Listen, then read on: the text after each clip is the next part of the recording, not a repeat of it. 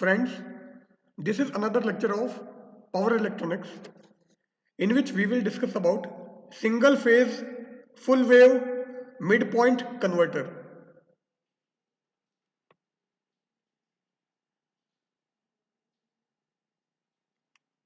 In this lecture, we will discuss about full wave controlled converter or rectifier,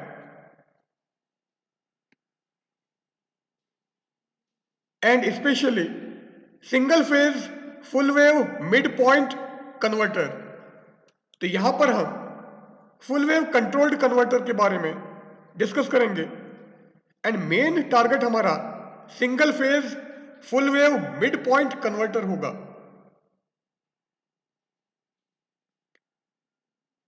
so full wave controlled converters.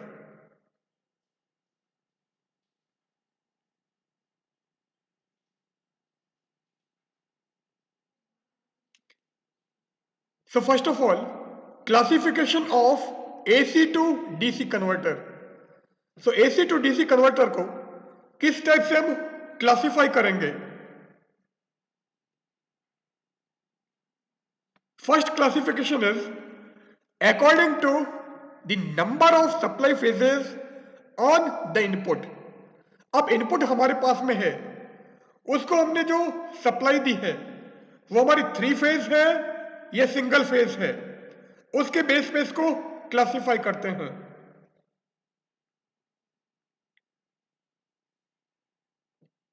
So in this classification, first is single phase half wave converter and single phase half wave converter हमने पहले discuss किया है।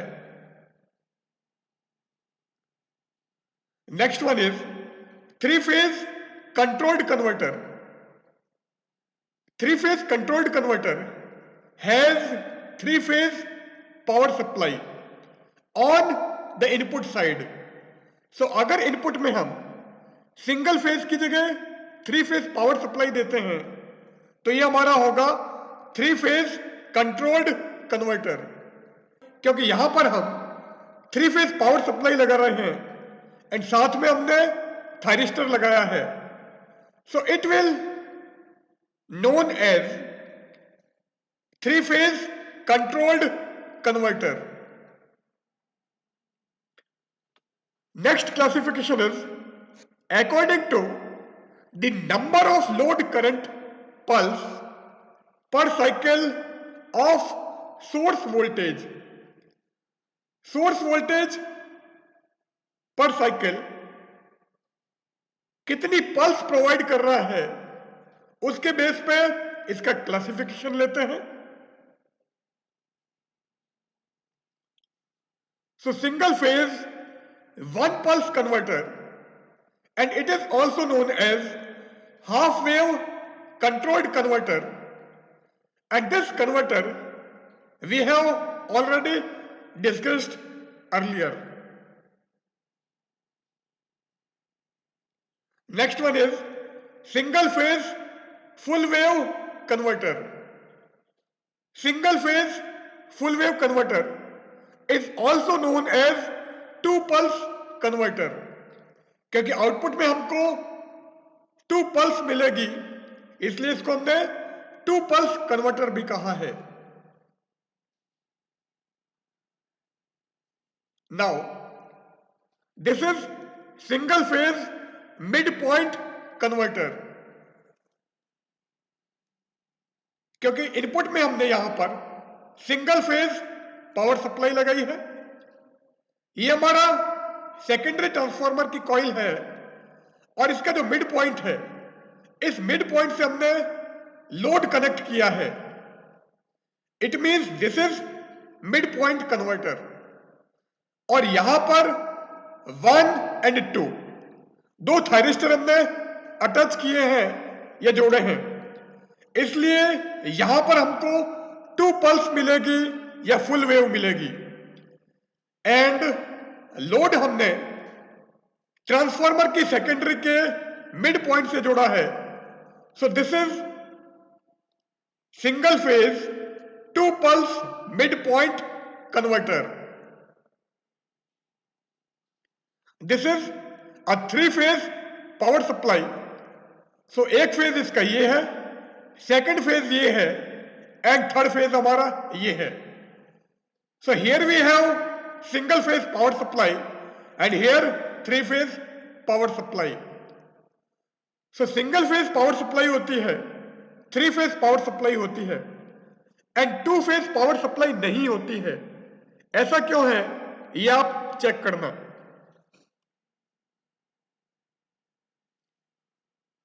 Here we represent a 3-phase power supply. अब यहां पर हमने 3-फेज power supply ली है, A and A dash. इससे हमने एक थायरिस्टर ये और दूसरा थायरिस्टर ये जोड़ा है। इसी टाइप से सेकंड फेज हमारा ये है।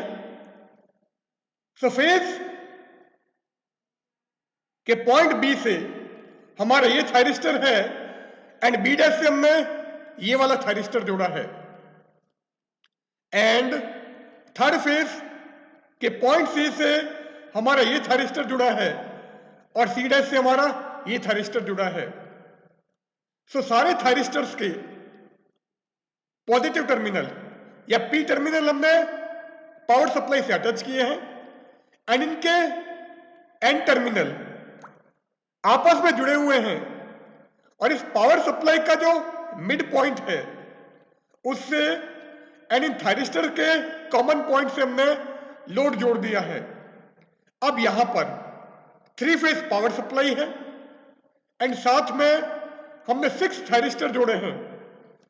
हर थायरिस्टर हमको एक पल्स प्रोवाइड करेगा। इट मींस यहां पर क्योंकि 6 थायरिस्टर हैं इसलिए हमको 6 पल्स मिलेगी। So it is known as three phase 6 pulse mid point converter. Three phase power supply है इसलिए 3-फेज 6 थायरिस्टर हैं एंड हर थायरिस्टर एक पल्स प्रोवाइड करेगा। सो 6 पल्स एंड सप्लाई के मिड पॉइंट से हमने लोड जोड़ा है, so mid point converter. So it is known as three phase 6 pulse mid point converter.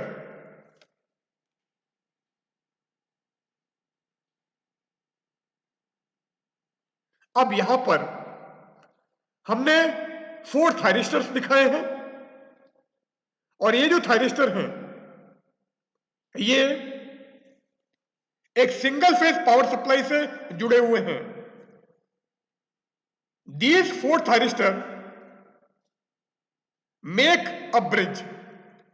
ये थायरिस्टर एक ब्रिज बनाते हैं इसलिए इसको हम बोलेंगे single phase 2 pulse bridge converter. This is our single phase 2 pulse bridge converter and यहां पर 6 थायरिस्टर हैं। हर थायरिस्टर हमको एक पल्स प्रोवाइड करेगा। सो 6 पल्स एंड ये जो थायरिस्टर हैं ये ब्रिज बनाते हैं। So bridge and here we have a three phase power supply. So this circuit is known as three phase 6 pulse bridge converter. So 3-phase 6 pulse bridge converter. Now single phase full wave midpoint converter. और ये जो converter है ये हमारा controlled output provide करता है और input में हम सिंगल फेज पावर सप्लाई लगाएंगे एंड साथ में हम 2 थायरिस्टर लगाएंगे एंड हर थायरिस्टर एक पल्स प्रोवाइड करेगा. So either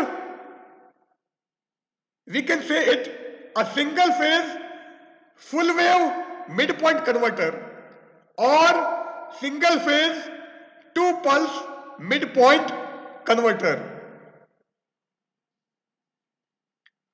So single phase full wave midpoint converter से हमारा circuit diagram.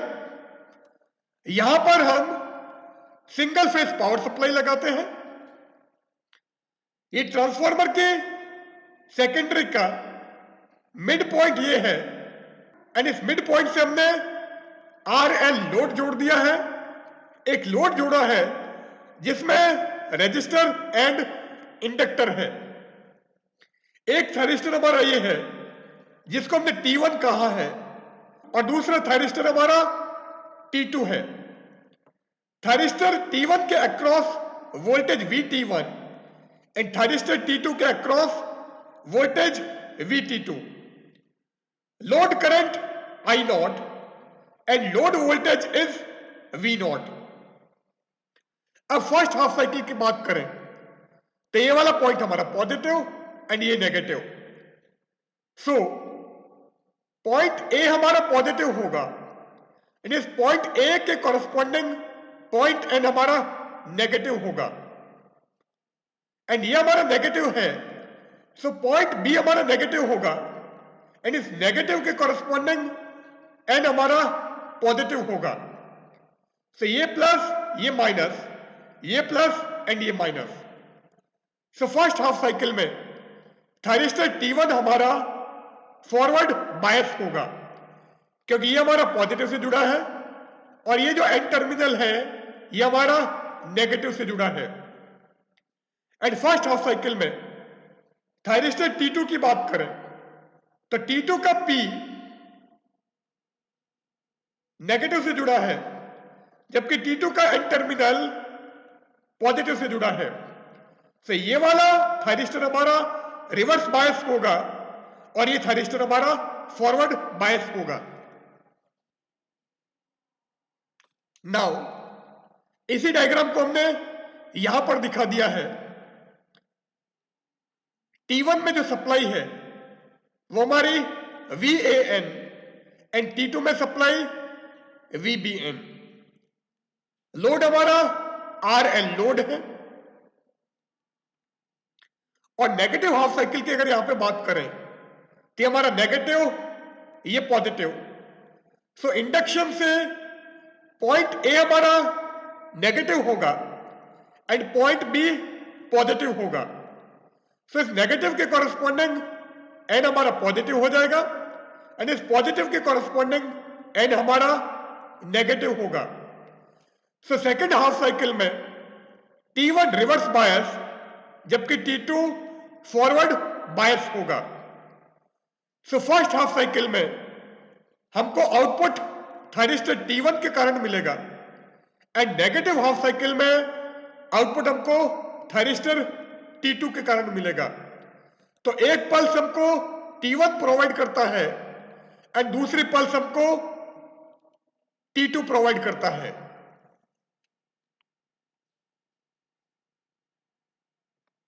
In this figure, a single phase full wave converter using a center tapped transformer is shown। तो यहां पर diagram में हमने एक single phase full wave converter दिखाया है और इस कन्वर्टर का लोड ट्रांसफार्मर के सेंटर टेप से जुड़ा है। When terminal A is positive with respect to N, then terminal N is positive with respect to B। तो फर्स्ट हाफ साइकिल की बात कर रहे हैं। फर्स्ट हाफ साइकिल में टर्मिनल A N के रेस्पेक्ट में पॉजिटिव होगा एंड टर्मिनल N बी के रेस्पेक्ट में पॉजिटिव होगा।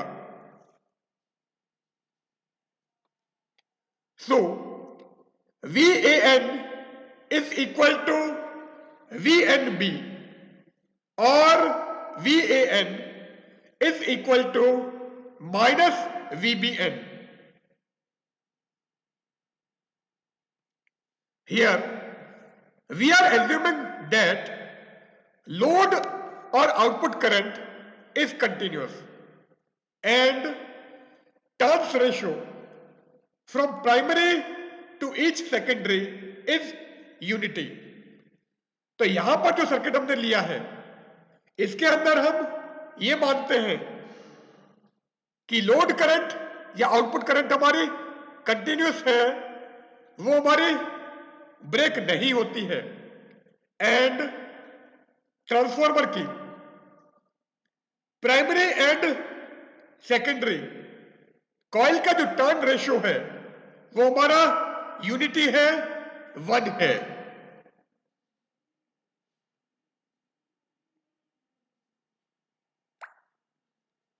अब यहां पर हमने वेव पैटर्न दिखाया है। ये जो वेव पैटर्न है ये हमारा सोर्स वोल्टेज का है।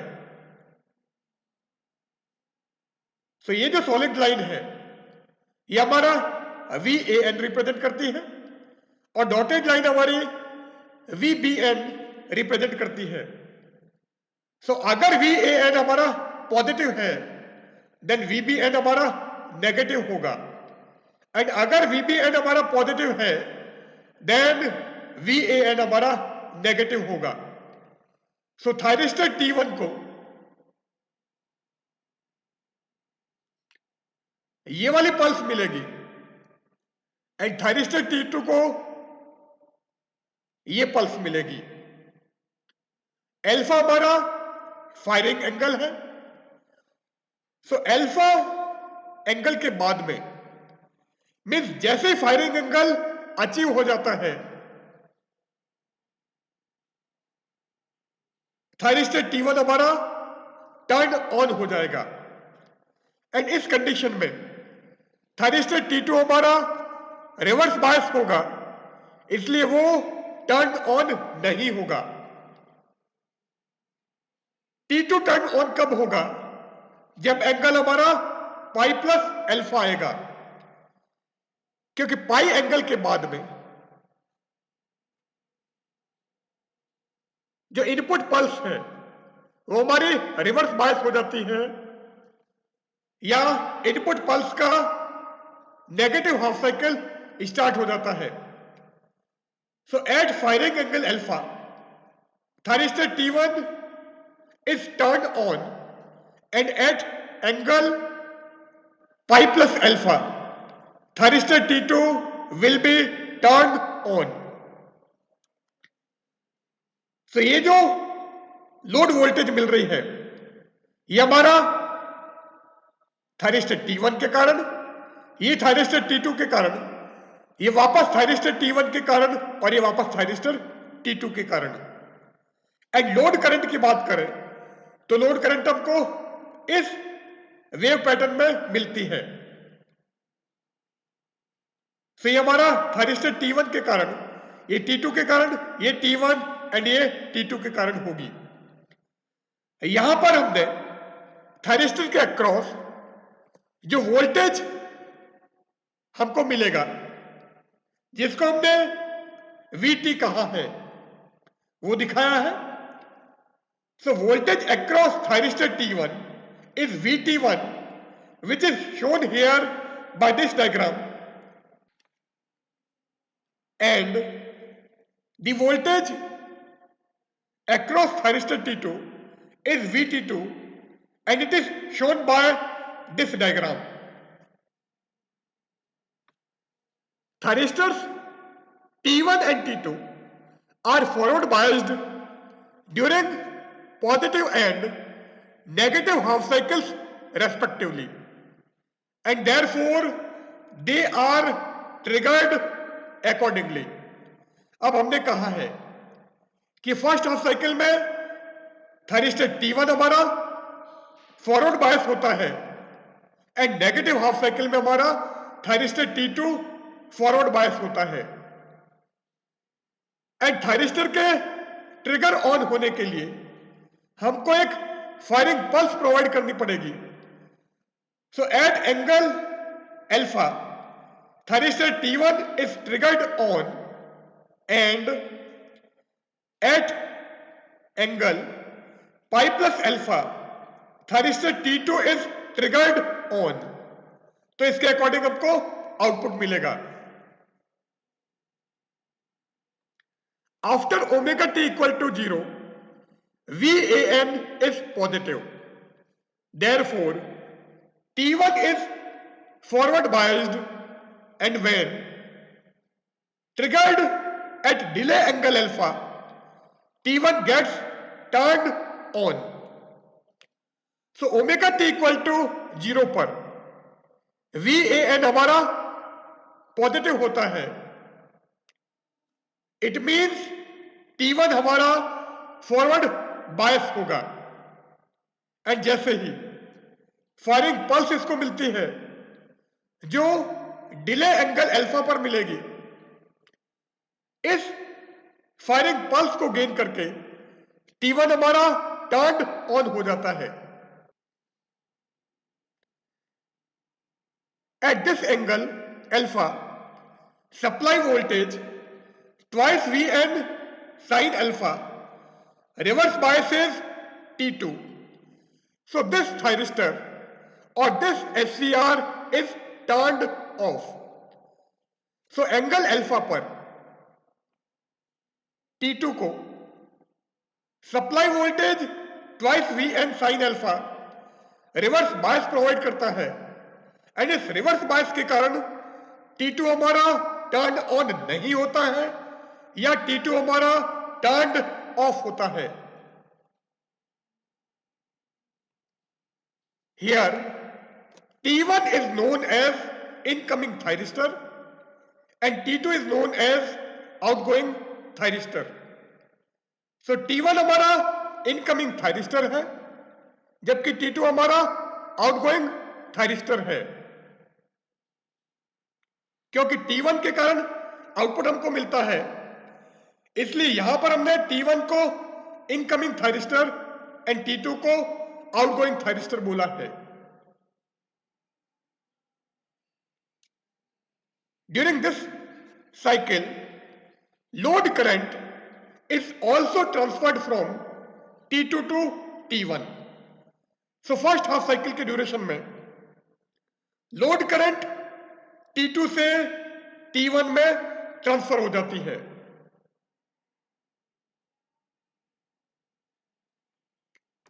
This process of SCR turns off by natural reversal of AC supply voltage is called natural or line commutation. So SCR का टर्न ऑफ होने का ये जो नेचुरल प्रोसेस है इसको हम नेचुरल या लाइन कम्यूटेशन कहते हैं।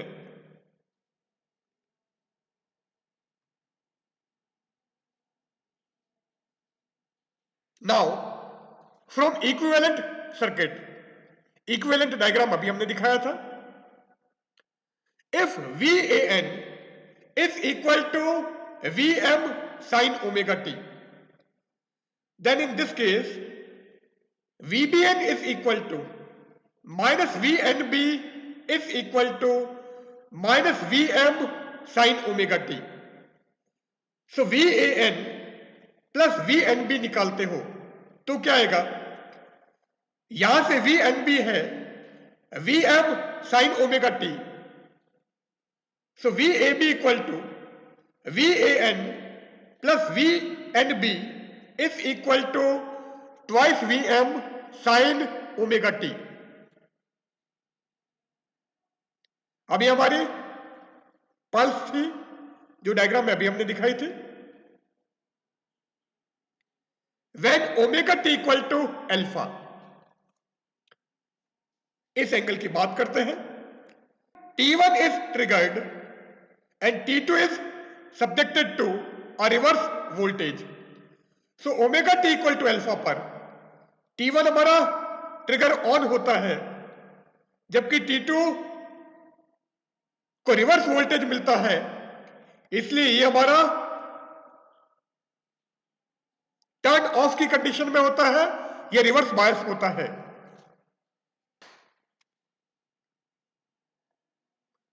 We A B equal to twice V M sine omega T, जो अभी हमने ऊपर निकाला है।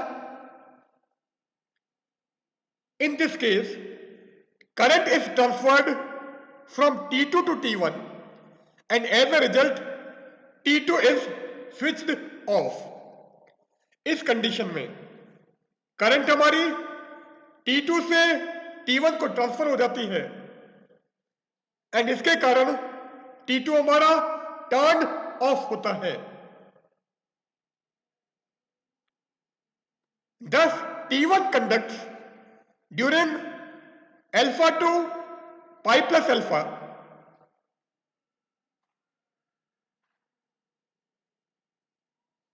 अब जैसे ही फर्स्ट हाफ साइकिल हमारा कंप्लीट होता है, omega T equal to pi की बात करते हैं।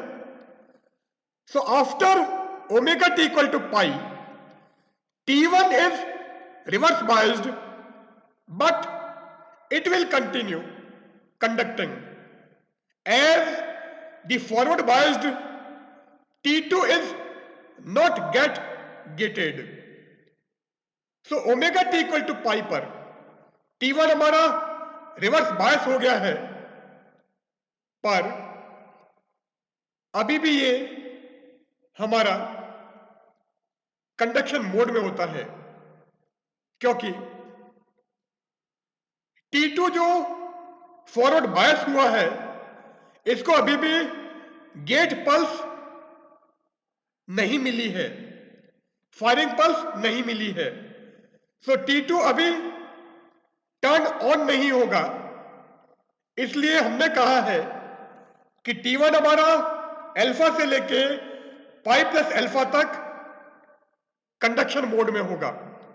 इसलिए डायग्राम में हमको यहां से लेके यहां तक लोड वोल्टेज मिलता है, या करंट की बात करें तो अल्फा से पाई प्लस अल्फा तक हमको T1 के कारण लोड करंट मिलती है।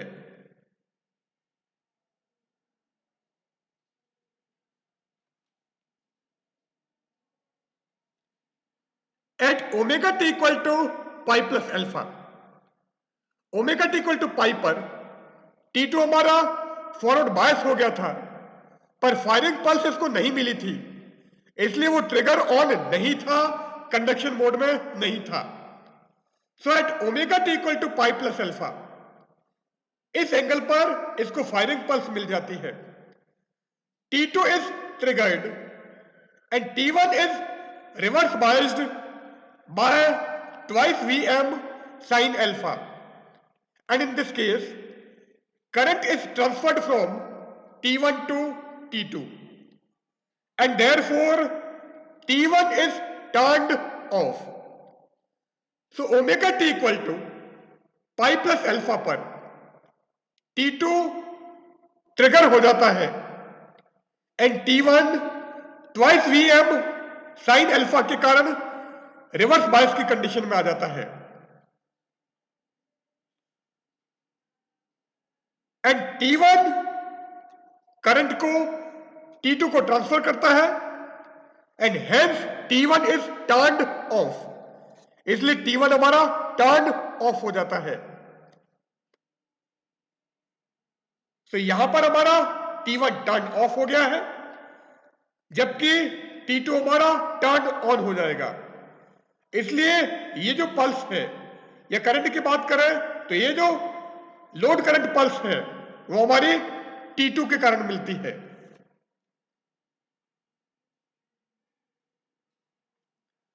At omega T equal to alpha, T2 is turned off and it remains reverse biased from omega t equal to alpha to pi। Omega T equal to alpha पर T2 हमारा turn off होता है और ये जो turn off है ये omega T equal to alpha से पाई तक रहता है।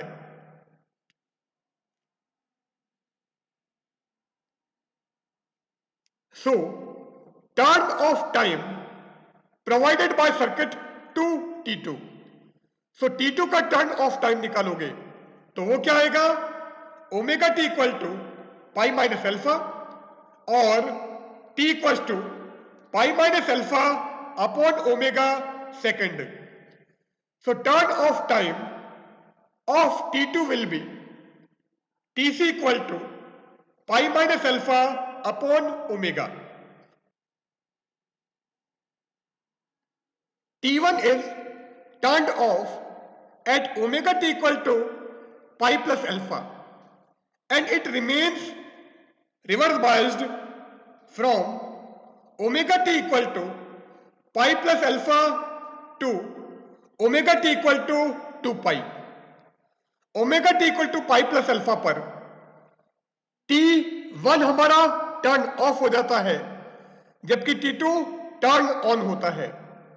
और ये जो T1 है ये omega T equal to pi plus alpha से लेकर omega T equal to twice pi तक रिवर्स बायस की कंडीशन में होता है, टर्न ऑफ की कंडीशन में होता है. So, turn off time provided by circuit to T1. So, circuit जो T1 को टर्न ऑफ टाइम प्रोवाइड करेगा या T1 का टर्न ऑफ टाइम निकाले तो वो क्या आएगा, omega T equal to 2 pi minus pi plus alpha और T equal to 2 pi minus pi plus alpha upon omega. So turn off time of T1 is Tc equal to 2 pi minus pi plus alpha upon omega. और ये क्या हो जाएगा, pi minus alpha upon omega.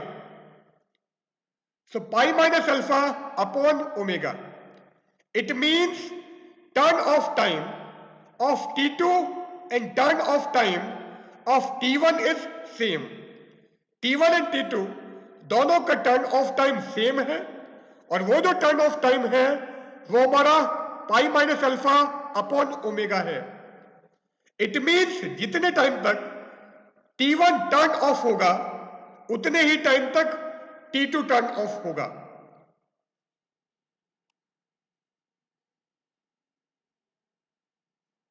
Now average value of load voltage. So load voltage का average value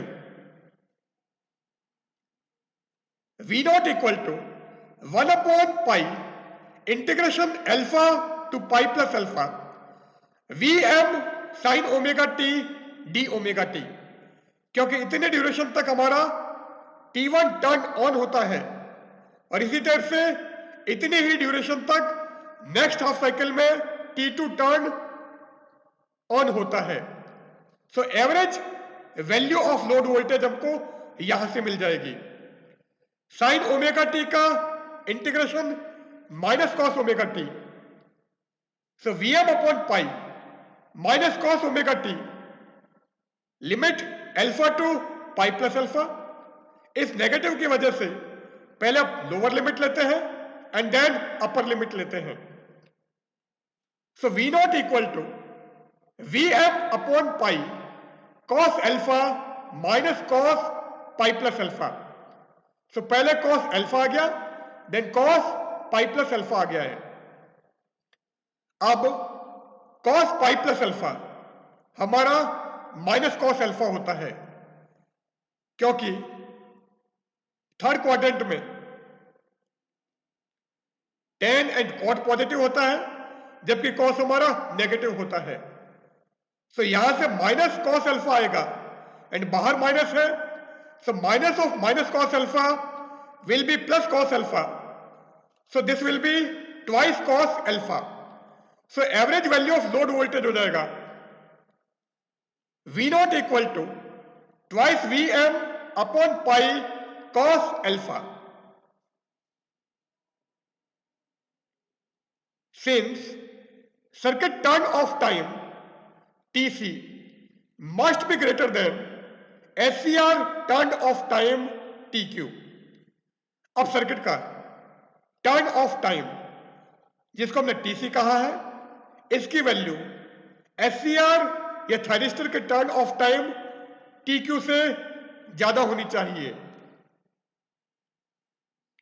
but here TC is less than TQ. यहां पर circuit का turn off time thyristor के टर्न ऑफ टाइम से कम है।